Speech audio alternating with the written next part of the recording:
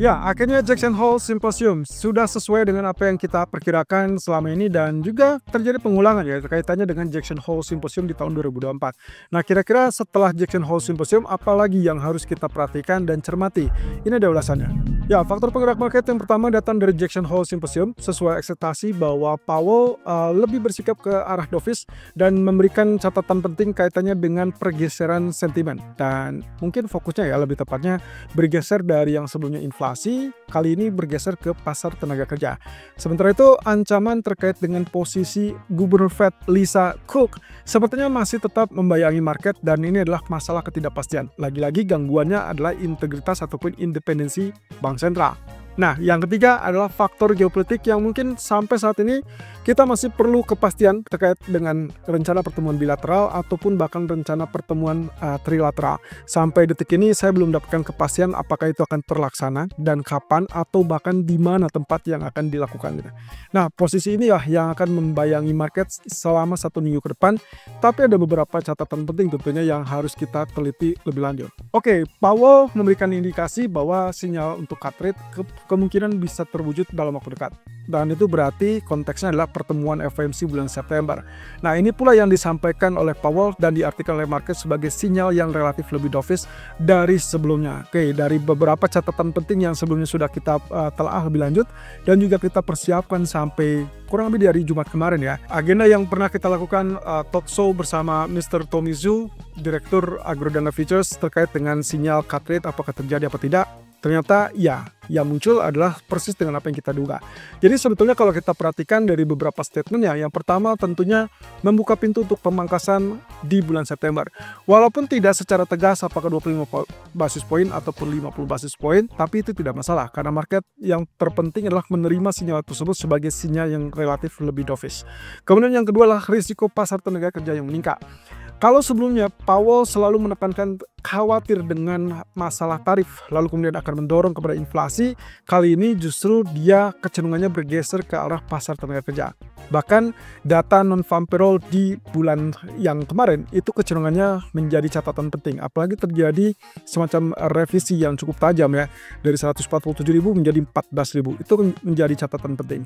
Kemudian yang ketiga adalah masalah tarif yang kelihatannya kemungkinan bersifat sementara. Jadi kalau misalkan beberapa waktu lalu butuh bukti bahwa kaitannya dengan inflasi tersebut akan relatif tidak melonjak terlalu drastis, dan kali ini Powell dengan sangat meyakinkan mengatakan bahwa sepertinya inflasi tarif ada kemungkinan hanya bersifat sementara. Dari sisi tersebut saja kita sudah mendapatkan sinyal yang relatif lebih confident dari sisi Powell, sehingga akhirnya market menerima sinyal tersebut sebagai optimisme dari Powell untuk mulai bergeser kepada mengamankan ekonomi dari sisi ancaman pasar tenaga kerja. Nah, kemudian yang terakhir tentunya penekanan. Kaitannya dengan independensi yang sempat diragukan oleh beberapa pihak, kaitannya dengan tekanan dari Presiden Trump untuk memangkas segera suku bunga, tapi akhirnya Powell memberikan indikasi bahwa mereka dalam hal ini adalah Federal Reserve masih tetap dalam kondisi atau situasi yang independen. Nah, tapi juga menegaskan sekaligus bahwa tindakan apapun yang dilakukan oleh Fed nantinya akan berbasis data. Saya rasa ini balik lagi dengan dugaan kita ya, waktu awal dari beberapa waktu yang lalu kita sudah sempat singgung bahwasanya kemungkinan apa yang ditekankan oleh Powell ini adalah kaitannya dengan data-data yang muncul dalam 3 bulan terakhir, yaitu Juni, Juli, dan Agustus. Dan persis sampai saat ini kita anggap bahwa data secara keseluruhan mengalami perlambatan. Walaupun ya ada beberapa data yang relatif kuat ya, atau contohnya menguat akibat dari kenaikan tarif. Dan kita sudah melihat data home sales atau penjualan rumah juga yang mengalami kenaikan ataupun lonjakan cukup signifikan. Kemudian juga PPI yang terakhir kita melihat ada lonjakan ke 3,7%, sehingga kemungkinan minggu ini kaitannya dengan data inflasi PCE bisa saja terganggu karena inflasi di sisi produsen yang sudah relatif mulai kenaikan. Nah, kemudian yang juga kita akan lihat di sini adalah bahwa apa yang sejak di awal diragukan masalah independensi, kita masih melihat Powell masih bisa menjaga integritas ataupun independensi tersebut. Semoga saja ini akan mendapatkan jawabannya setelah data yang mungkin kita akan lihat di 2 minggu ke depan. Nah, tapi satu sisi, ini pula yang meyakinkan saya bahwa kita sudah confirm, sudah yakin akan melihat apa yang terjadi di 2024 yang lalu terulang di 2025. Salah satunya, langkah awal adalah Jackson Hole Symposium, yang ternyata betul-betul Powell memberikan indikasi yang relatif ke arah dovish. Nah, ini adalah skenario yang sempat kami share kemarin, 3 skenario, baik itu yang kita sempat bahas bersama Pak Tomizo, ataupun bahkan di hari Jumat yang kita repeat kembali, lalu kemudian tayangan ulang. Nah, posisinya adalah bahwa pernyataan yang kemarin disampaikan oleh Powell kecenderungannya adalah ke arah dovish, di mana statement salah satu yang mungkin mencolok itu adalah perlambatan ekonomi, kaitannya dengan data GDP dan juga melambatnya pasar tenaga kerja. Jadi ya bisa dibilang pergeserannya sudah hampir bisa dipastikan tidak lagi condong kepada masalah inflasi, karena dia melihat inflasinya relatif lebih stabil atau relatif ya dikatakan relatif lonjakan sementara. Nah, dengan demikian terbuka untuk masalah pemangkasan baik itu 25 ataupun 50 basis point. Dan tolong perhatikan data non-farm payroll minggu depan yang kemungkinan akan memberikan indikasi ke arah tersebut.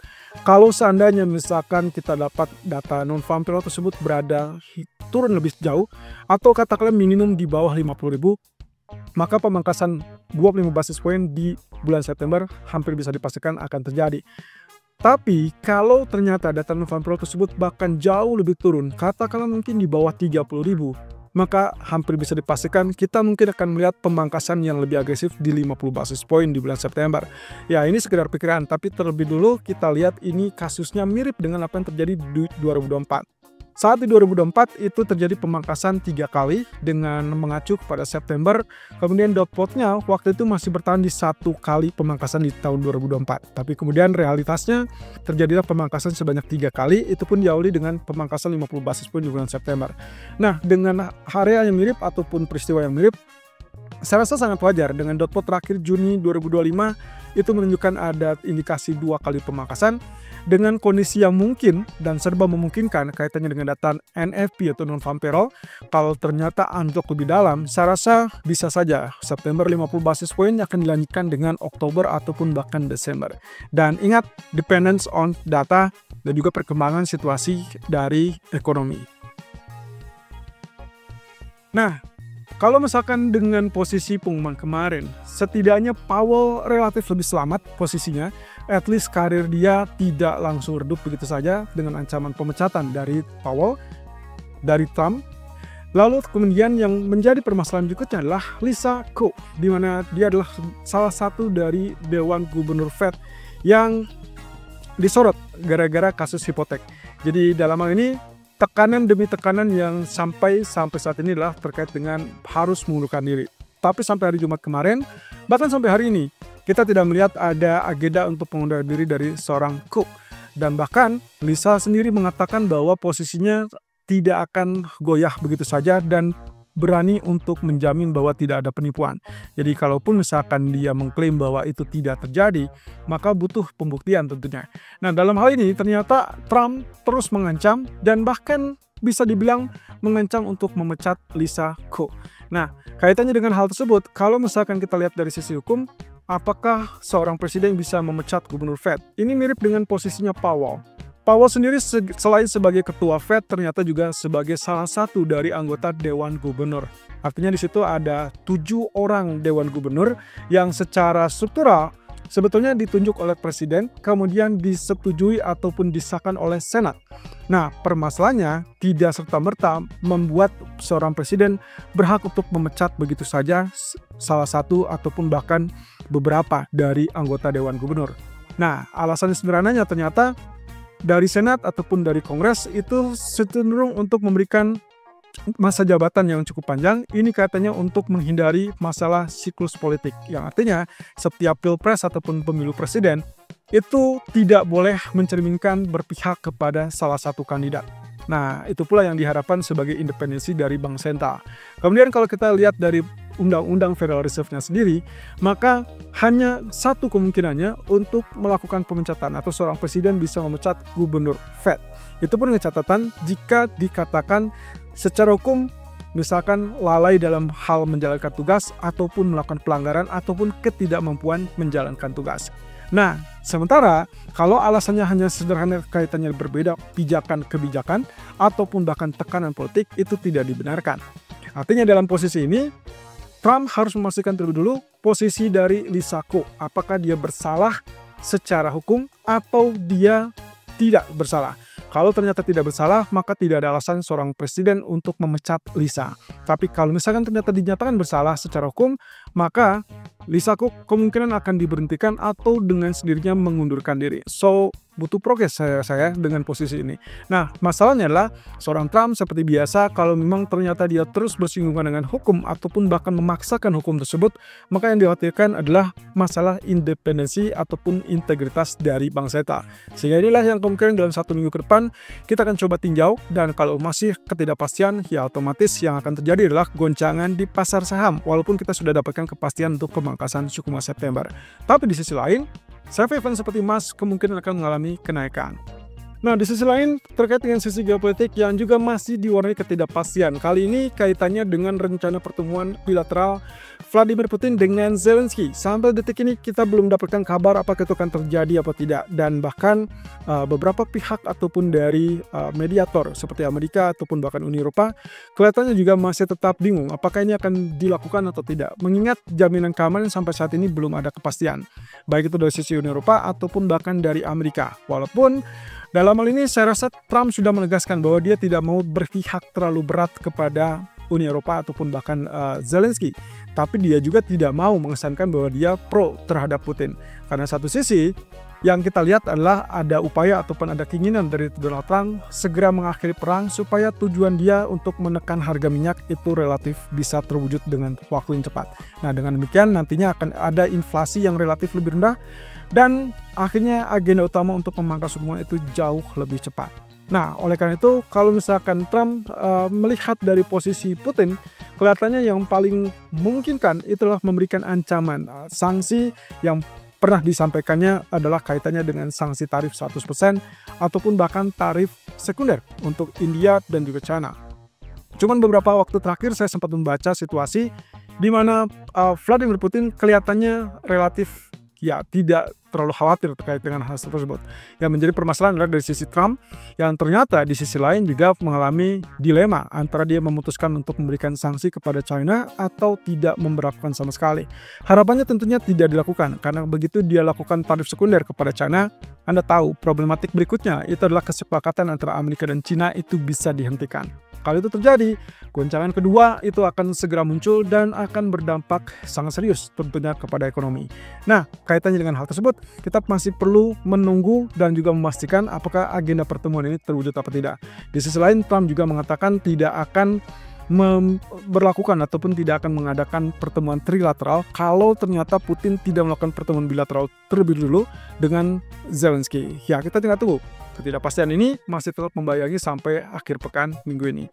Oke, lalu kemudian terakhir yang kita lihat adalah dari proyeksi bank terhadap beberapa kondisi kaitannya dengan Jackson Hole Symposium. Ya, kalau kemarin Goldman Sachs sempat menyinggung terkait dengan target 142 untuk USD Japanese Yen, kali ini Nomura juga menekankan terkait dengan optimismenya untuk mencapai 142 untuk USD Japanese Yen. Oke, kita lihat terlebih dulu Goldman Sachs untuk pandangan terbaru. Ini kaitannya dengan apa yang diperingatkan oleh Powell saat Jackson Hole Symposium. Dia mengatakan bahwa posisi Powell kelihatannya sudah mulai memberikan rambu-rambu. Ini kaitannya dengan pasar tenaga kerja dan ada cukup keanehan di situ, keseimbangan yang dipicu oleh turunnya permintaan ataupun penawaran pasar tenaga kerja yang itu dilakukan atau terjadi secara waktu bersamaan. Jadi dalam hal ini sepertinya resiko kecenderungannya adalah mengarah kepada pasar tenaga kerja daripada inflasi. Sehingga pergeseran inilah yang kita sebut sebagai pergeseran ke arah dovish.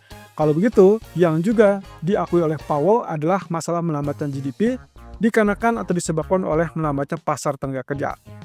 Kalau seperti itu, berarti otomatis pasar tenaga kerja yang akan menjadi reason ataupun alasan kuat untuk Fed melakukan penyesuaian kebijakan suku bunga. Nah, di sisi lain, Nomura kembali menegaskan bahwa dia cukup optimis dengan target 142 dan itu akan terjadi di bulan Oktober. Kenapa Oktober?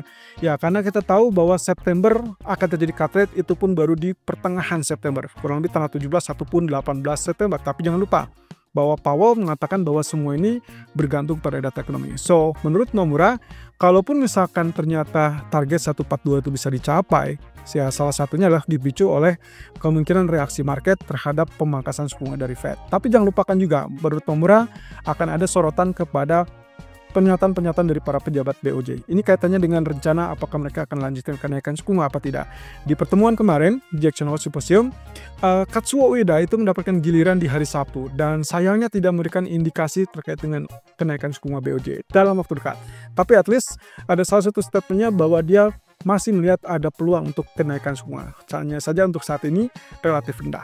Well, untuk data ekonomi nanti malam, kita akan lihat dari sisi data pasar perumahan, dan itulah new home sales yang diperkirakan akan mulai kenaikan dari 627 ke 635. Kita akan mungkin melihat reaksi yang mirip dengan beberapa waktu lalu ya, kaitannya dengan data existing home sales. Kalau terjadi lonjakan, otomatis dolar akan mulai penguatan dan itu berarti emas akan terkoreksi turun. Tapi setelah itu kita akan lihat lagi dengan posisi dari ketidakpastian yang tadi sempat kita singgung, termasuk juga ekspektasi penurunan suku bunga. Dan minggu ini harus berhati-hati dengan data GDP dari Kamis dan juga di hari Jumat ada inflasi PCE. Nah, nanti sore live streaming kita akan coba update lebih baru kaitannya dengan dampak dari Jackson Hole Symposium terhadap beberapa market.